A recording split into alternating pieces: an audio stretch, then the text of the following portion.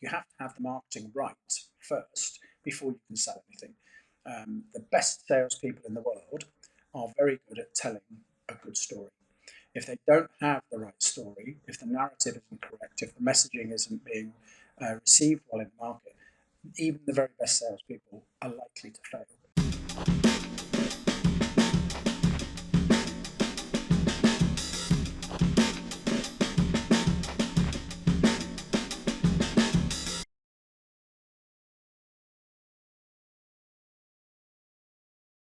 We're a relatively young company. We're a little under 2 years old.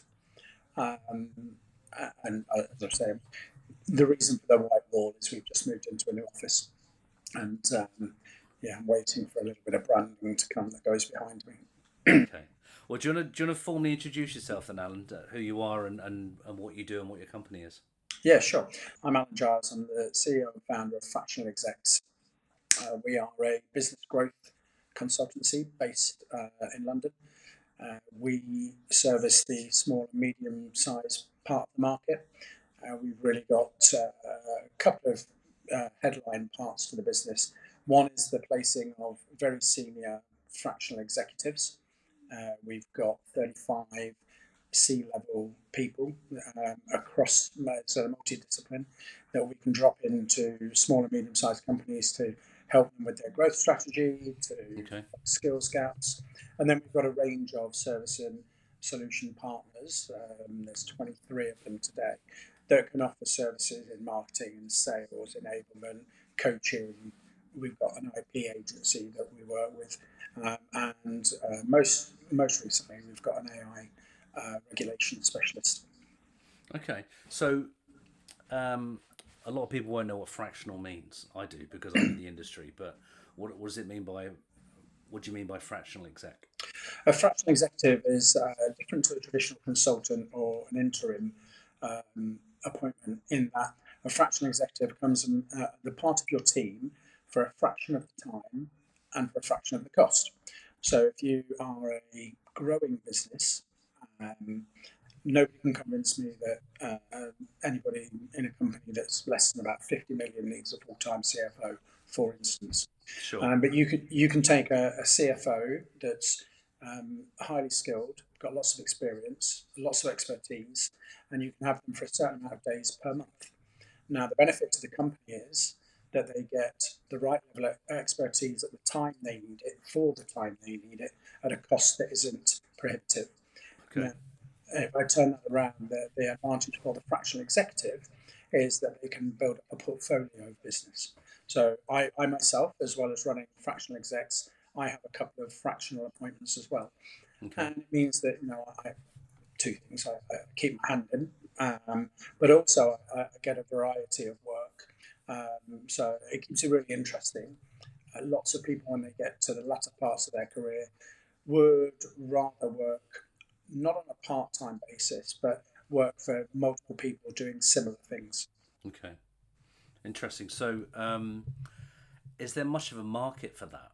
And the reason I say is because the term fractional was only, from what I've seen on LinkedIn, in the last few years. So is it because it's a new word, or has it been around forever? No, so in the US it's been around for quite some time. I would say Okay. probably 5 to 7 years. Here in the UK, it's really become adopted post-pandemic, uh, Okay. and hence I could still get the company name Fractional Execs when I went looking for it, which doesn't hurt at Okay. all, to be honest. Yeah. But what I am seeing is there are a lot more people calling themselves fractionals, and they're not. They're actually job hunting and doing a bit of part-time work where they can find it. Yeah. Uh, I believe that working as a fractional executive is a career choice rather than just a stopgap, Yeah. and we're quite selective about the people we bring into the tent. One of the first things that I try to establish is what is it about being a fractional exec that excites you or interests you. As they typically, not exclusively, but typically it's people later on in their career that have lots of experience and have decided that they'd like to give the benefit of their experience to multiple organisations. Yeah. So interesting. You say it's a career choice rather than just working part time. So why did you make the leap to create this company when it could have been much easier for you just to carry on earning good money doing your fractional stuff on your own? Uh, well, there's two things there. How I came to the point in my career that I wanted to be a fractional. But if Yeah. I address that one first, I'd spent the thick end of 30 years working in corporate for large and small companies. I worked with some large brands, Ericsson, Sony Ericsson, BlackBerry, in leadership positions, and I worked for a bunch of, with varying success, startup companies. Now, some that successfully went through to exit, and some that didn't, which is that's the startup game. But often, particularly in the ones that didn't make it, you go through a period of reflection and try and work out what was different with this one. The product was amazing, the people were amazing, but we didn't quite make it. We didn't get that exit everyone's looking for. And the more I looked at it, the more I realised that actually the chips are not in your favour. The When you look at traditional consultancy, it's really the preserve of the big guys and people with deep pockets. Now, that kind of help is probably needed much, much more by small growing companies. And so I got to a point where I just I was finishing my second chief commercial officer role in a fintech in London. And Okay. I was getting to the point where I was like, I want to do something different. I want to go back to do, that traditional startup work. But I'm quite interested in doing it with more than one company. And so I decided I was going to go work fractionally. I quickly found a couple of engagements, one with a prop tech company in the UK, and then another one as a kind of business growth consultant and advisor with a US based software company. What was interesting to me when I was looking around was there were lots of groups of fractionals, and there were lots of groups of CFOs or groups of CIOs or groups of CROs. Yeah. But what I couldn't find in the UK was a multidiscipline group of fractionals. Okay. And I'm this kind of person, and I thought, well, if it isn't there, I'll build it. Okay. And that's how I came to start Fractional Execs. It was important to me. I mean, we were going for 6 months before I announced that we were doing it. And the reason for that was I wanted to prove the concept and prove the desire in the market. And those Okay. first couple of fractional engagements I had quickly turned into opportunities for others because once I got in and was working with those companies and they started to trust me and my skills and my experience, they were asking me about more things than just the revenue piece Yeah. or marketing piece. They were asking me for Excuse me. advice on other things. And there was my opportunity to bring other people that I knew were working fractionally into the tent and position it as a multidiscipline service from fractional execs. So that's how Okay. the two things happened. Okay. So do the companies you work with, do they actively look for fractional people, or what I'm trying to say is, do they realise that that expertise is available? I don't want to say part-time basis, on a fractional basis, or is there a certain level of education that you need to do for those organisations? Almost always there's the education piece. Okay. Um, Almost always these companies realise they need help but are not quite sure how to go about it. Okay.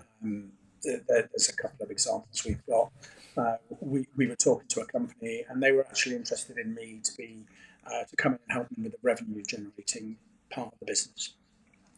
And so I went along and we had a chat, and I think they thought that they were going to get me part time, so part of the salary. When I explained to them what fractional was and how we worked, very quickly they made the leap. Does that mean I can get more than just you for the same money? I said, absolutely. And actually, Yeah. let's have a look at what you need. And when we lifted the covers a bit, we could see that it wasn't the revenue function that needed the attention most. It was actually marketing, the messaging. Okay. And I'm a big believer that, and in all of the organisations I've been in the last 10 years, I've positioned the departments that I've been looking after as marketing and sales, not sales and marketing. Interesting. And the Okay. reason for that is that people understand it, and it becomes part of their thinking that you have to have the marketing right first before you can sell anything. The best salespeople in the world are very good at telling a good story. If they don't have the right story, if the narrative isn't correct, if the messaging isn't being received well in the market, even the very best salespeople are likely to fail. Yeah. And when a salesperson fails, they walk out the door. And then you have that endless cycle of churning salespeople that nobody can quite understand why that happens. Almost always it's because the message isn't quite right. So what we did was I didn't engage with them initially. I put a CMO into that company Okay. to help them get the messaging right, and then for the same amount of money as if I'd been there. And then when the messaging piece was ready, that's when I went back in and we kicked the revenue cycle on, securing the knowledge that the narrative was right and Yeah. that product market fit had been done and go to market strategy was fixed. Then it was ready to get the revenue function pumping. So a long way to answer a short question. There was a Yeah. bit of No. education that was needed, but actually the client recognised it quite quickly what the capability was, and they're still a client today. And we've got 3 active fractionals within that company, helping them go on to bigger and better things. So I always thought fractional meant a part-time CFO. That's what I thought it was. So thank you for the education. That's good. Well, I want I guess the real difference is when you take a fractional resource, they become part of your team. For one of the companies that I'm working fractionally at the moment, there will be 3 members in the board meeting this week that are fractional through fractional execs. interesting. Interesting. So what's your plans for the company then? This year is quite a big year for us. We're raising awareness, really trying to solidify the messaging around what is a fractional, Yeah. why they matter, why they're different. But also, we're bringing some bundled offerings to market. The first of which will be a mergers and acquisitions product in the next 30 days. And the idea there is there's lots of companies in our ideal customer profile that are either interested in being acquired who are acquisitive. Now, very often, the companies that start that journey are not ready for it. And they don't know they're not ready until that activity fails. Yeah. So we're positioning to the market a set of activities to evaluate your company based on a bunch of criteria, 12 different topics that we'll come and analyse for you, and give you a rating at the end of that. On each rating, are you ready? And if you're not, this is what we would do to get you ready. Okay. Now, we've spoken to investors about this, and they like the idea because obviously the things you go through when you're either acquiring or being acquired, they're the same things that you go through when you're looking for funding. Absolutely. So that one product will morph into another. So we've got the backing of investors to go and do this. What I'd like to see long term is that there is when somebody visits your data room, that there is a standard independent score out of 100 of how ready you are to go through this Interesting. activity. So that's one of the things we're working on very actively at the moment. We've also taken on a new partner and fractional earlier this year to help us with our ESG ambitions, to help small and medium-sized companies really get an ESG appraisal. What does it mean to them? What does regulation mean to them? How do they get in front of regulation?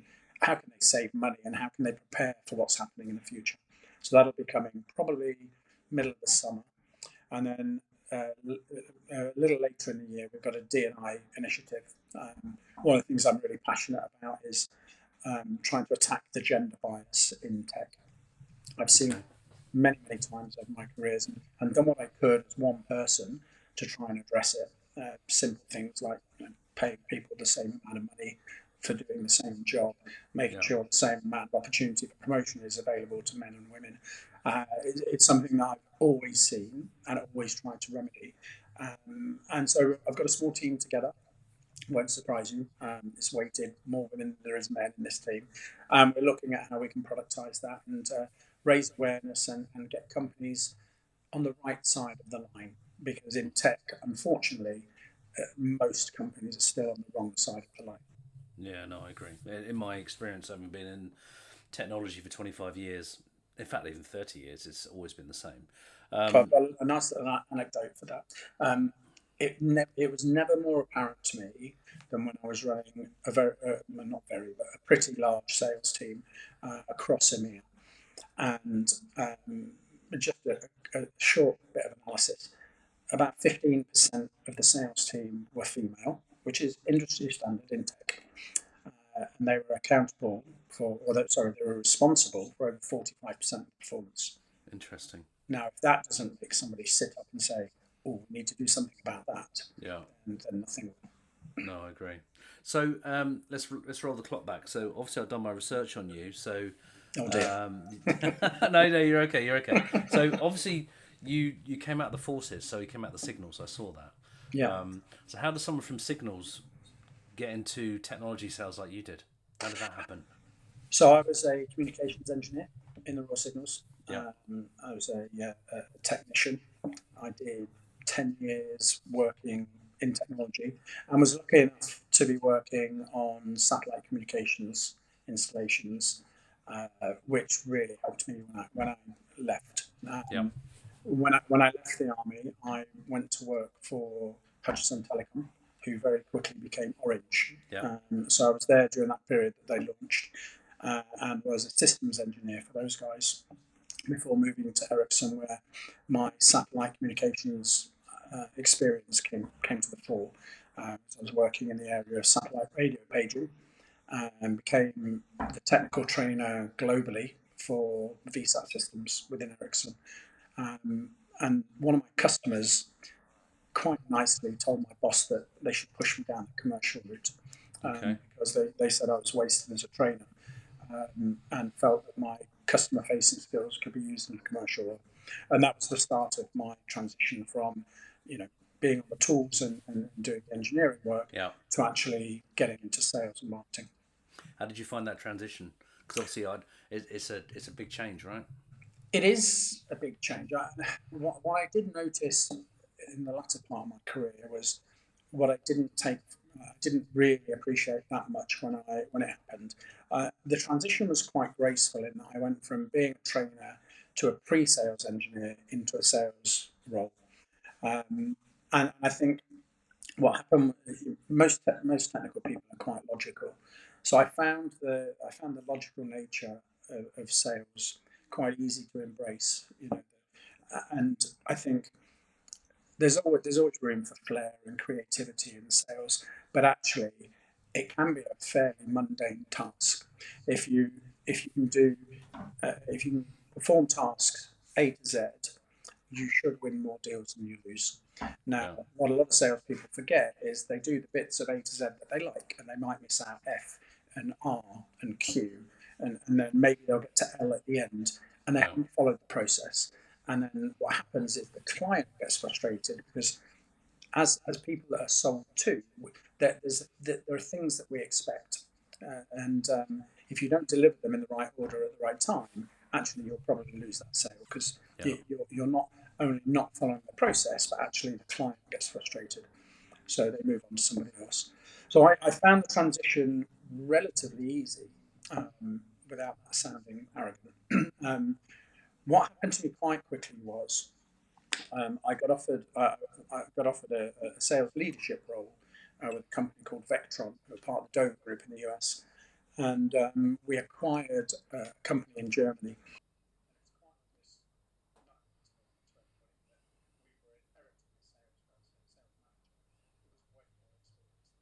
Okay.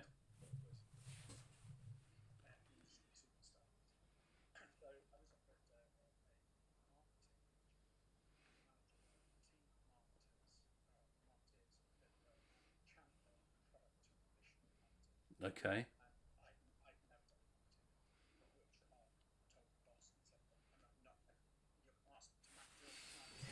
Yeah.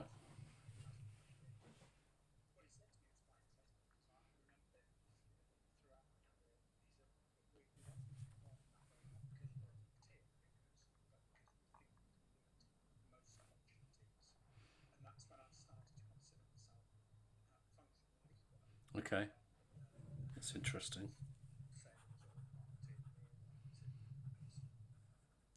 That's interesting. On a number of counts, right? So just to pick up on a couple of things. So I came from a technology background before I got into sales. So I was a database administrator for Oracle and DB2. So I was a very logical ones and zeros man. And then I saw the bright lights of sales after doing a few pre-sales gigs, and then I actually adopted or jumped into the sales process really quite naturally because of the logical nature of it. Right? You take someone down the road to for them to acquire technology. So yeah, I get that. I get that, and I think that also salespeople are made, not born, in my opinion, and I think it can be quite scientific as well. So um, interesting. I totally agree. I totally agree.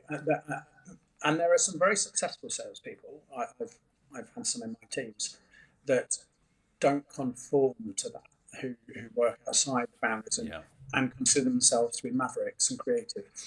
And I watch them with interest because, yes, they're very successful. But are they successful year after year after year? You typically see the peaks and troughs with those types of salespeople. yeah. Whereas if you can get somebody to buy in to the fact that sales is a process and that they work the process, you'll see more consistent performance. Yeah, indeed. Well, that's Nirvana, right? It's no peaks and troughs, but consistent revenue delivery. Um, what would your staff say about you? What sort of boss are you? Um, I think they'd say that I was pretty intuitive. I'm a people person. I Okay. I really like to um, treat everybody as an individual. I'm quite giving of myself and my time. So and I'm very transparent and always have been. And that comes back to me then, and you end up working with whether it's upwards or downwards. You end up working in a very honest manner. So I would hope that people would identify me as being transparent. I look after people. I'm interested in people. Yeah. What we actually do for the company we work for or together with clients, that becomes something that happens. I actually try to build relationships with the people that work in my teams. Okay. Um, so you had quite a few roles in your career. Um, so any career mistakes? Anybody that You gets don't to have to my name the company, Alan. By the way. anybody that gets to my age and says they haven't made a mistake is Yeah. probably stretching the truth. There's been I don't think I wouldn't look back on my career and say that a particular position was a mistake Yeah. because I've been quite lucky. I haven't applied for a job for some time. So the jobs that have come my way and when I've managed to move from position to another, it's normally been a progression. Okay. There have been occasions where I've been sat in role and thought, am I making the most of this, or are we making the most of the opportunity? And Yeah. that's happened a couple of times, and typically that's when I say typically, always it's been the case around short term thinking. It happens sometimes, particularly in tech, where companies get very quarter to quarter focused. Now, I've never been handed or have handed out a quarterly target. They've always been annual. But it's interesting to me that when companies are performing less than about 80%, they become very short term in their thinking and Yeah. then also in the activities and in the performance measuring. Um, it comes back to how I manage people. Actually, at the beginning of the year, if it's a sales function, then I sit with the salesperson and we look at their target, their territory plan, and their quota. And I transparently sit with them, and the conversation always starts with, "Okay, so how do we make you as much money as possible?" Yeah. Looking at the comp plan. Um, and one of my managers once expressed a bit of displeasure at that. And I said, well, hang on, if I've got 12 people and they all make more money than the comp plan, guess what happens to the team and to your bonus? And again, it's that short term thinking that Yeah. affects the way people react to some of that stuff. And the in the roles, there's two that I can think of, but I won't name them. I've been in two roles where I've sat there thinking, I'm not sure that any of us are making the most of this opportunity. And it was, in both cases, it was down to short term thinking. Interesting, interesting. So, what don't you like about your role? Oh, I'd love to do a little less admin. Um, but That's the salesperson in everybody. That I want to do less but admin. that's well, actually, the admin of sales. That's not. I quite like that. Okay. I enjoy actually seeing things progressing on CRM. So I give Yeah. time to that, and as complete as I can be Yeah. in everything that I put on CRM, whichever one happens to be your flavour of choice. Yeah. What I mean is that growing a business like this. Uh, the admin that goes along with that. We're just getting to a point where I can offload that and bring in a new team member Yeah. to come and take care of that. But currently today, it's me doing the invoicing and it's me doing the holiday requests and it's me doing all of that stuff.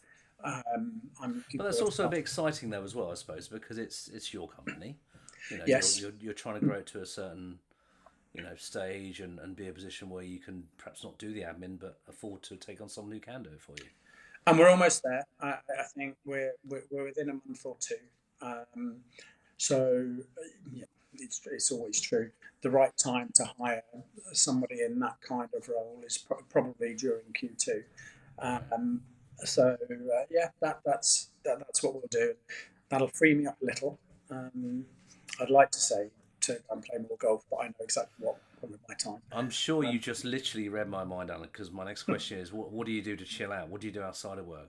How do you unwind? Because it can be quite stressful and time consuming starting a business. it can. I used to be a runner, but my Okay. knees and hips are too old for that these days. Yeah. I do quite a lot of cycling. I 2.5 years ago, I cycled from Land's End to John O'Groats with Okay. another three excellent gentlemen. So I enjoy being on my bike. I do like to play golf, but I don't play often enough. I probably get about half a dozen or 8 games a year in. But in my retirement, golf will probably feature heavily.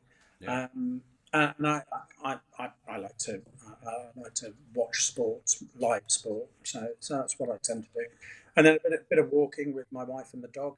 Uh, we like a bit of that, and we try and get away and travel as much as we can as well, whether that be aligning with business trips or just taking city breaks away. Okay. So, as an ex-cyclist, I don't quite fit the lycra anymore.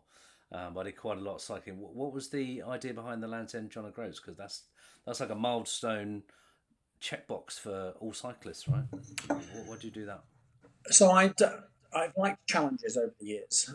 Probably the ex-military thing, and run the London Marathon a few times for charity.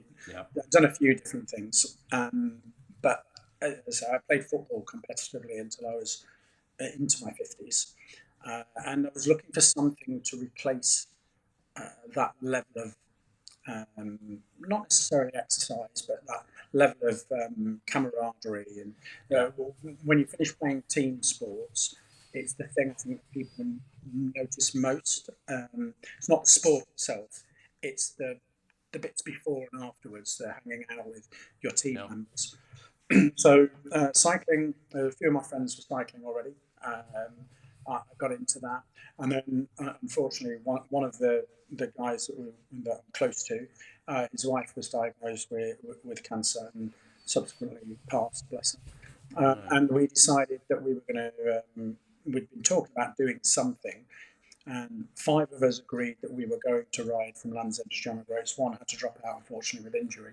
And then the four of us set off beginning of August. And 10 days later, in the teeming rain and gale force winds, we arrived in John O'Groats. Wow. There's a friend of mine who I'm seeing tonight. Actually, I think he's done it a couple of times, and the last time he did it was on one of those Brompton folding bikes. But Yeah. he's a You crazy hear, guy. I mean, that's bonkers, right? I mean, I hear all kinds of stories. A guy who did it on a chopper and another guy who did it on a BMX. And it's like, I was on a proper bike, a proper Yeah, road yeah, bike, yeah. and I found it difficult enough. It's, It's a long. It's a lot of miles to do each day. Was it 100 miles a day or something crazy like that? yeah, it was, we averaged, I think, 98 or 99, something like that. The longest day was about 118.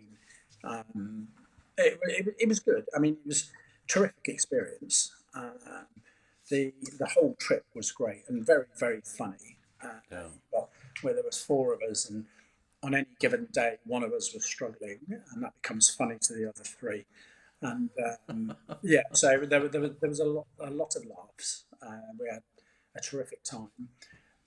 When we crossed over the border into Scotland, bear in mind that would have been around about the 6th of August.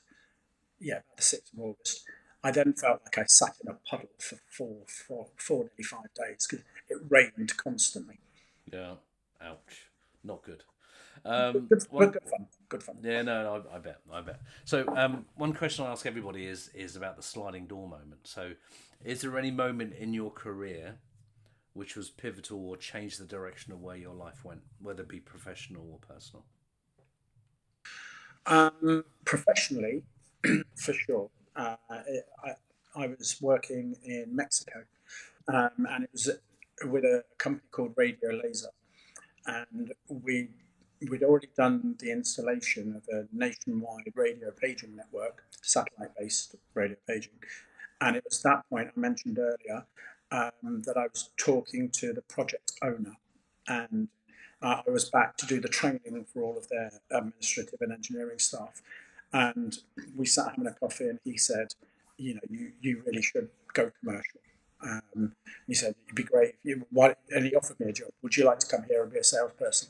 I Yeah. said, no, I'm very happy at Ericsson. It's a great company to work for. But he was the guy that then told my boss that I should be more customer facing. And I think that was the moment that my career trajectory changed. Um, I was a decent engineer. I was a decent technical trainer. As an engineer, I wasn't passionate about engineering. Okay. I enjoyed it, and I realised I was okay at it. But I don't think I was ever going to be a CTO or anything like that. I think I'd have carried on being an engineer. Probably got into a management or leadership role eventually. Yeah.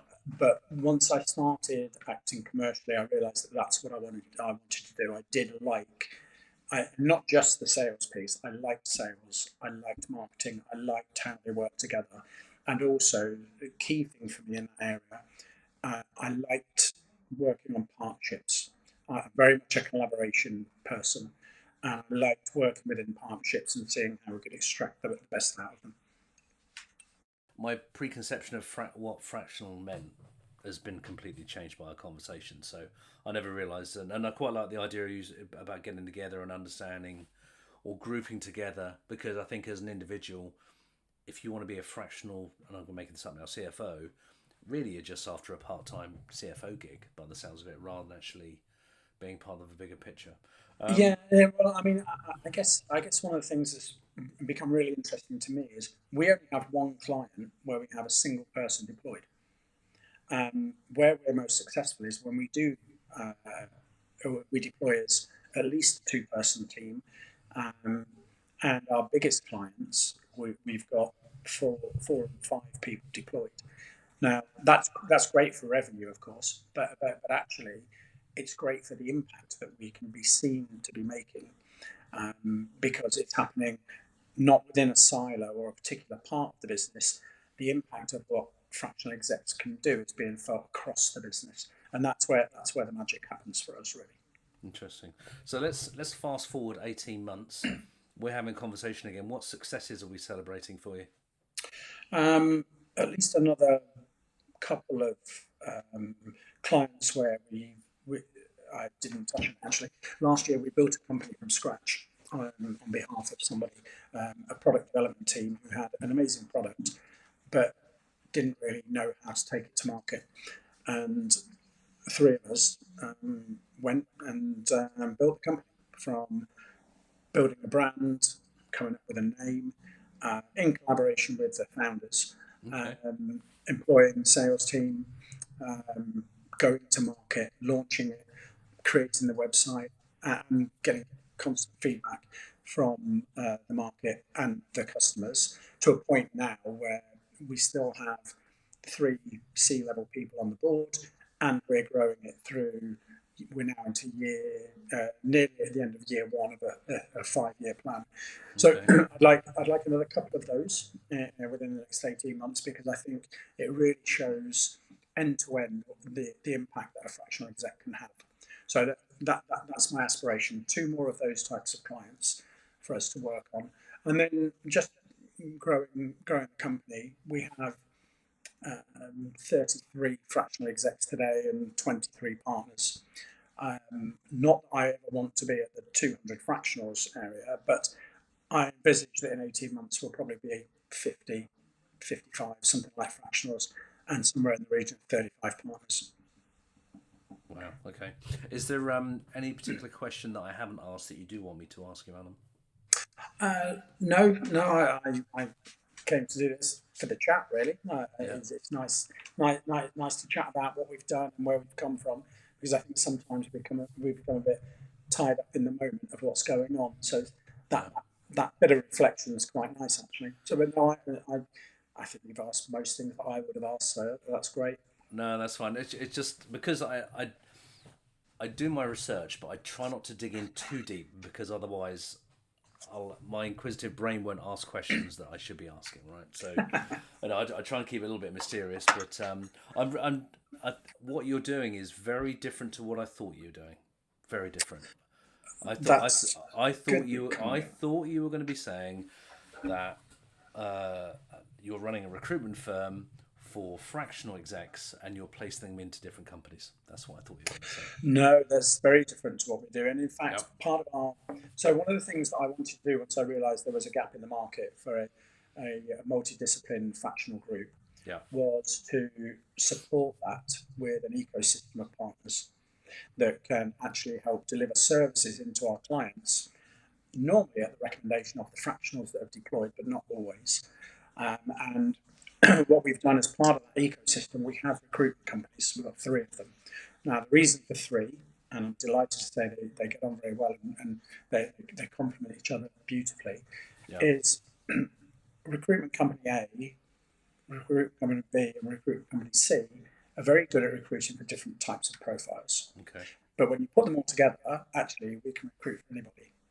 And that's kind of the theory behind that. And one of them also helps us with a HR as a service capability. Interesting. Cool. All right. Well, I don't have any more questions. It's been a pleasure to meet you for the first time, Alan, and have a chat with you. So, and I do honestly wish you every success in what you do. It sounds like you've got lots going on, but you sound like a man who knows what he's doing. So, Well, I'll tell my wife who said that. perception's good, Alan. So well done on that, mate. Well done. Thank you very much, Cool. and I look forward to that chat in 18 months' time to see where we are. Yeah, definitely. Well, I'll hold you to it. All right. Thanks very much. Thanks a lot. Take care. Cheers.